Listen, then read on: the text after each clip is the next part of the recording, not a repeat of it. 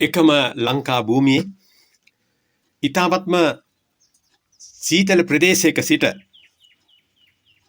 තවත් ශාසනික වශයෙන් ඓතිහාසික සිදුවීමක් සිද්ධ වුණ ප්‍රදේශයකටයි ධර්ම YouTube නාලිකාව ඔබ රැගෙන ඉන්නේ. අපි ප්‍රදේශයේ බලමු ඉස්සල්ලා. එහෙමනම් මධ්‍යම පළාතේ නුවරඑළිය දිස්ත්‍රික්කයේ හඟුරන්ගෙත මැතිවරණ කොට්ටාසේ රිකිල්ලගස්කර නගරය පසු කරනවා සමගම හේවැහැට මාර්ගය අවසානයක් වෙනකන් ගලහත් දෙල්තොට මාර්ගය දක්වාම මේ මාර්ගය දිස් වෙනවා. ඒ වගේම රිකිල්ලගස්කර නගරයේ සිට කිලෝමීටර් 5ක් පමණ හේවැහැට නගරය ආසන්නට එන විට රහතුන්ගොඩ මහා විද්‍යාලය ඔබට දැක බලා ගන්න පුළුවන්. විද්‍යාලය අසලින්ම තිබෙන ඒ කුඩා මාර්ගය පාසල පසු කරනවා සමගම ඊ타මත්ම දර්ශනීය වෙල්ලායක් දැක බලා ගන්න පුළුවන්. මෙතනින් එහෙමනම් අපි මේ කතාව ආරම්භ කරමු. මේ දර්ශනීය වෙල්ලාය මේ අපේ ගෞතම සම්බුද්ධ ශාසනය තුල ඒකා සංකේය කල්ප ලක්ෂයක් සසරේ පාරමී ධර්මයන් සම්පූර්ණ කරගෙන ඒ විහාර මහ දේවියත් ඒ වගේම කාවන්තිස්ස රජතුමත් විහාර මහ දේවියට උප්පත්ති ලැබපු දුටුගැමුණු රජතුමාත් ඒ වගේම සත්තාසිස්ස ඒ දෙවෙනි පුතුණුවත් හැටියට සිහිපත් කරගෙන එහෙමනම් ඒ සත්තාසිස්ස රජතුමා මේ සම්බුද්ධ ශාසනය වෙනුවෙන් අසීමිත සේවයක් ඉෂ්ට සිද්ධ කරා. එහෙමනම් එතුමත් ඒකාසංකේය කල්පලක්ෂයක් පාරමී පුරාගෙන මතු බුදුවන මෛත්‍රී බුද්ධ ශාසනයේ වමත්සව් තනතුර සඳහා අද තුසිත දිව්‍ය ලෝකේ සියලු පාරමී ධර්මයන් සම්පූර්ණ කරලා වැඩ ඉන්නවා. එතුමාගේ ඒ සුවිශේෂ සිදුවීම් කීපයක් මම සිහිපත් කරන්නේ.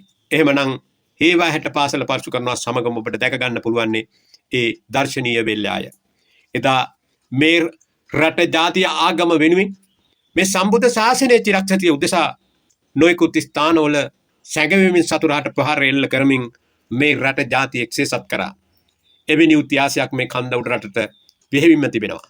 එහෙමනම් ඒ වලගැම ප්‍රදේශයේ සැඟවෙමින් සිට විශාල වැවක් විදිහට පත් වුණු ඒ වලගන් වැව අද ඔබ මම මේ රැගෙන යන රජමහා විහාරය පිහිටේ ප්‍රදේශයේ ඒ ගමට කියන නම් බවට පත් වෙනවා. එහෙමනම් ඒ ඓතිහාසික වෑගම ගැනයි ඔබට මම මේ වීඩියෝ කරගෙන ආවේ. එහෙමනම් ඒ ඉතිහාස කතාව ඒ විදිහට සිහිපත් කරමින් දෙවෙනුවට ඔබට මම රැගෙන එන්නේ ඒ වෑගම ඓතිහාසික රජමහා විහාරය වෙච්ච දෙවෙනි සිදුවීම. ඒ දෙවෙනි සිදුවීම තමයි ඒ ගම්පොළ ප්‍රදේශයේ රාජධානිය තියෙන අවස්ථාවේ ඒ කොත්මලේ පුසුල් පිටිය ඒ වගේම ඒ බෙලිගල රජමහා විහාරය මේ ඉතිහාස කතා ආරම්භ බලද්දී ඒ බෙලිගල ප්‍රදේශයේ දිනයක දකිනවා විශාල බෙලිගහක් තුල සුවිශේෂ වූ බෙලිගෙඩියක් පහළ වෙලා. යන් දූතයෙක් ඇවිදින් මේ බෙලිගල රජමහා විහාරේ වැඩ ඉන්න ස්වාමීන් වහන්සේට යන් දෙයක් කියනවා මේ බෙලිගෙඩිය කඩලා විහාරස්ථානයේ මල් ආසනේ මත තැන්පත් කරලා ආවතේව කටයුතු ඉදිරියට කරගෙන යන්න කියලා. මේ විදියට කරගෙන ගිහිල්ලා දින සති මාස ගත වුණා. ගත වෙනවා සමගම එක් මොහොතක විහාරස්ථානයේ ප්‍රදේශයෙන් මහා හෙනප පුරන සද්දයක් නැගෙනවා. සෙනිකව ක්‍රියාත්මක වුණු වැඩ සිටි හාමුදුරුවෝ නැවත ගිහිල්ලා ප්‍රදේශේ පරීක්ෂා කරලා බලනවා. පරීක්ෂා කරලා බලද්දී එලිමහලේ කිසිම සිදුවීමක් සිද්ධ වෙලා නැහැ. විහාරයේ දොරටු විවෘත කරලා උන්වහන්සේ ඇතුළට පිවිසෙනවා සමගම අර විහාරස්ථානයේ එල් මල්ලාසනේ තුල ඊ타මත්ම ලස්සන දිව්‍යාංගනාවක් හා සමාන ලස්සන දරුවෙක් මල්ලාසනේ තුල පහළ වෙලා ඉන්නවා. ප්‍රදේශවාසී සෙනිකව දැනුවත් කරලා ප්‍රදේශවාසී ගෙන්නලා ඒ අය සංග සාකච්ඡා කරලා ආරක්ෂිතව යම් ස්ථානයකට බාර දෙනවා නිවසකට මේ ළමයා හදා වඩා ගන්න. එදා මේ ළමයාට නමක් හැටියට තියෙනවා. ඒ මහ විශාල හෙන පුපුරන සද්දයක් මෙන් සද්දයක් ඇහුණු නිසා හෙන කඳ බිසෝ බණ්ඩාර නමින් නාමය පටබදිනවා. අන්න ඒ නිසා හැදිලා වැඩිලා ඒ ප්‍රදේශයේ යම් තැන්වල මේ සම්බුද්ධ ශාසනය වෙනුවෙන් විශාල මෙහෙයක් ඉස්ස සිද්ධ කරා. ඒ වගේම තමයි මහනුවර ප්‍රදේශයේ ඇම්බැක්ක දේවාලේ ප්‍රධාන තන මුලසුන් හොබෝගෙන ඒ විහෙර විහාරත් ඉදි කරමින් ඒ වගේ විශාල වැඩ කටයුතු රාශියක් ඉස්ස සිද්ධ කරා. ඒ අතරතුරේ තමයි අපි මේ ප්‍රදේශයේ වෑගම රජමහා විහාරයට ඒ හෙනකඳ බිසෝ බණ්ඩාර වැඩම කරන්නේ. වැඩම කරලා අද උඩහේව හැට මේ ප්‍රදේශයේ ඒ හෙනකඳ බිසෝ බණ්ඩාරගේ පිළිරුවක් අදටත් ඔබට සියසින් දැක බලා ගන්න පුළුවන්. ඒ ඇවිත් නේවාසික හිටපු තැන ඒ පිල්ම නෙලාගෙන ඒ සියලු දේ සියසින් දැක බලා ගැනීම සඳහා මම ඔබ සියලු දෙනාටම මේ ප්‍රදේශවාසී ලංකාවාසී ඔබ සියලු දෙනාටම මාගේ ධර්ම නිරූපණ නාලිකාවෙන් ඉල්ලීම් කරනවා මේ ලස්සන ප්‍රදේශය බලලා වැඳ පුදාගෙන යන්න ඉන්න ලෙසට. ඒ වගේම තමයි තවත් සුවිශේෂ සිදුවීම වෑගම රජමහා විහාරයේ. ඒක නිසා ඔබ දන්නව නම් ඔබ ඔහොම ඉන්නේ නැහැ. ඔබ නොදන්න නිසා තමයි අද මේ ප්‍රදේශයේ ඒ දුර ප්‍රදේශවල අයට මෙහෙම දේවල් සිද්ධ වුණාද කියන එක දන්නේවත් නැතුව කොහොමද වඳින්න පුදන්ට සිතුවිලි පහළ වෙන්නේ. එහෙමනම් ඒ සිතුවිල්ල පහළ වේවා. මෙන්න මේ සිදුවීම සිද්ධ වෙනවා.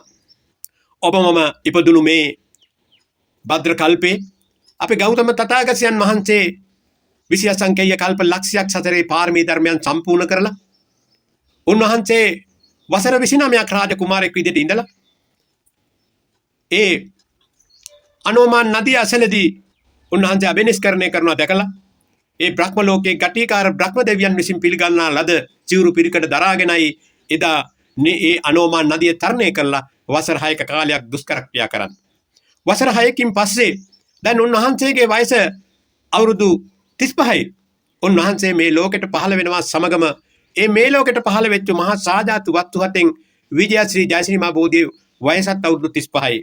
එහෙමනම් උන්වහන්සේ බෝධි මූලයේ වාඩි වෙලා උන්වහන්සේ එදා රාත්‍රී ආනාපාන සති භාවනාවෙන් සිත සමාධිමත් කරගෙන එදා රාත්‍රී ධ්‍යාන 4කට සමවැදෙමින් උන්වහන්සේ සියලු කෙලෙස් ප්‍රහාණය කරමින් මේ ලෝකෙට එදා වෙසප්පුල 15ක් පෝය උදාවත් සමගම නැගෙනහිරින් අරුණෝදේ නැගෙනවා සමගම දසදහසක් ලෝක ධාතුව ආලෝකමත් කරමින් මේ දෙව් මිනිස් ලෝකයේ සසර දුකින් ඈතර කරන්න ගෞතම නමින් සම්මා සම්බුද්ධත්වයට පත් වෙනවා.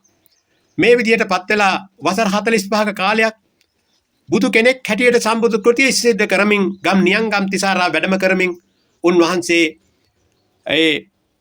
මේ දෙව් මිනිස් ලෝකයේ සසර දුකින් ඈතර කරා. එහෙමනම් උන්වහන්සේගේ කාලයත් හරි එදා එහෙමනම් වසර 80 සම්පූර්ණ වෙනවා සමගම ඒ ගිලන්නු ගමනකින් මල්ල රජදරුවන්ගේ උපවර්තන ශාල වන උද්‍යානට වැඩම කරලා එදා උන්වහන්සේ උතුරට හිසදා සිංහ සෙයියාවෙන් සතපිලා අනුපාසේසි පරිනිර්වාණ ධාතුවෙන් වෙසප්පුර 15ක් පෝය උදාවත් සමගම පිරුණම් පාවදාලා. මම මේ ටික ඔබට ගෙනාවේ ඒ වෑගම සුවිශේෂ සිදුවීම සිහිපත් කරන්නටමයි.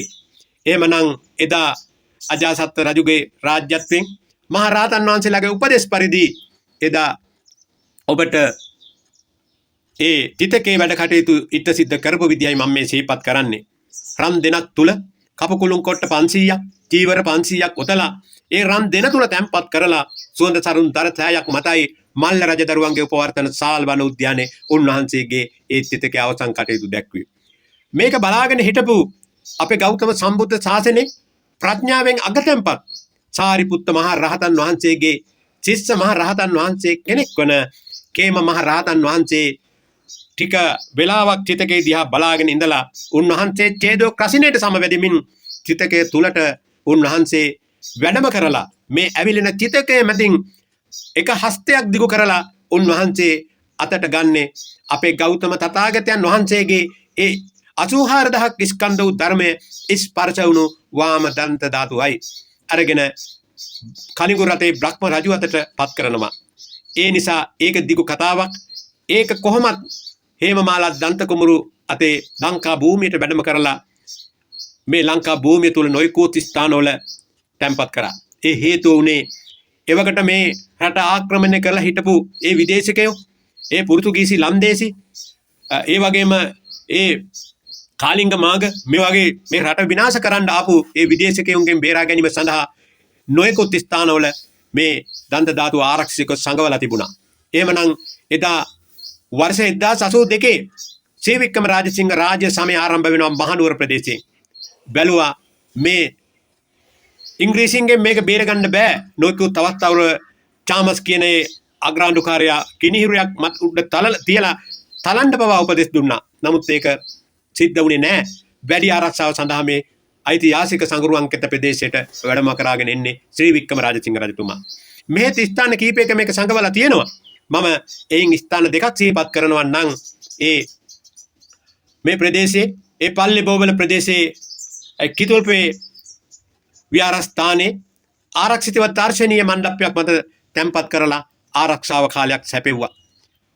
එන්න රටේ තියෙන අත්තාවරත්වයක් සමග මේ සතුරු ප්‍රහාර වැඩි වෙන තරමට මේක සොයන්න පටන් ගත්තා ඒ විදේශික ආක්‍රමණය.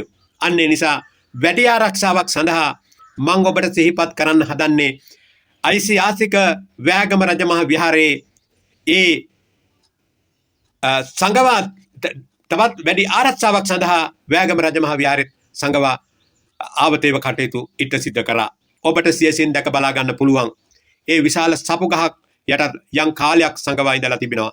ඒ වගේම තමයි ඒ ආවතේව කටයුතු කිරීම සඳහා එතන වාම දන්ත ධාතුන් වහන්සේ වැඩ ඉන්න වෙලාවේ ඒ පූජා කරන ලද මීයඹ ගෙඩියක බීජයක් හැටියට අද පැලවෙලා මේ ප්‍රදේශයේ කිසිම තැනක නැති විශාල රෝස්යක් බවට පත් වෙලා තියෙනවා. යම් සාධක අදටත් තියෙනවා අපිට දෙසින් දැක බලා ගන්න. මම මේ YouTube නාලිකාවෙන් මේ ධර්ම YouTube නාලිකාවෙන් ඔබට මේ දේවල් සියලු දේ මට විස්තර කරන්න බෑ. යම් ප්‍රමාණයකටයි ඔබට එන්න හිතෙන්නට වඳින්න පුදන්න සිතුවිලි පහළ වෙන තරමට මම මේ චූටි වීඩියෝ එක කෙටි වෙලාවක් අරගෙන ඔබට ඉදිරිපත් කරේ. ප්‍රදේශවාසී ලංකාවාසී ඔබ සියලු දෙනාම මේ සුන්දර ප්‍රදේශයේ මේ නුවරඑළිය ප්‍රදේශයට ඔබ එන සියලු දෙනාට මම ආරාධනා කරනවා.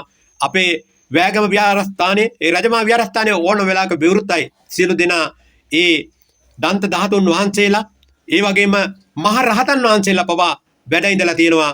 වැඩ ඉඳලා මේ ප්‍රදේශයේ ආරක්ෂාව සපයාගත්තු ඒ විශාල රජවරු පවා මේ ප්‍රදේශයේ සැඟවි තමන්ගේ ජීවිත ආරක්ෂා කරගෙන ඒ සතුරු ප්‍රහාර වලට මුහුණ දීපු අවස්ථා අනන්තයි අප්‍රමාණයි. ඒ සියලු දේම ඔබට රැඟීමට නොහැකි නිසා මම හැම දිනාටම අවසාන මොහොතේ මේ ප්‍රදේශවාසී ලංකාවාසී ඔබ සියලු දෙනාගේම ඉල්ලා සිටිනවා අපේ වෑගම රජමහා විහාරස්ථානයේ වැඳ පුදාගෙන මේ ප්‍රදේශයේ තියෙන දර්ශනීය බව ඔබගේ හිත තුළට ගියාට පස්සේ පුදුමාකාර සතුටක් දැනේ හිතේ. සියලු දෙනාට මම ඉල්ලා සිටිනවා වෑගම රජමහා විහාරයට පැමිණ ඒ මම පැහැදිලි කරපු සියලු දේ සියසින් දැක බලා ගන්නා ලෙසට මම මේ ඔබට මේ වීඩියෝ එක ගෙනාවේ ධර්ම YouTube නාලිකාව. ඔබට හැම වීඩියෝ එකකින්ම මම මේ දේ ප්‍රකාශ කරනවා. මේ දේ විතරක් නෙවෙයි මේ මුළු ලංකා භූමියේ ඒ 16ම ස්ථානම මේ ධර්ම YouTube නාලිකාවෙන් එකින් එක පැහැදිලි කරමින් ඒ විහාරස්ථානවල ඒ චෛත්‍ය රාජානන් වහන්සේලාගේ මොනවද තැන්පත් ධාතුන් වහන්සේලා කියන ඒ සියලු තොරතුරු රැගෙන එනතුරු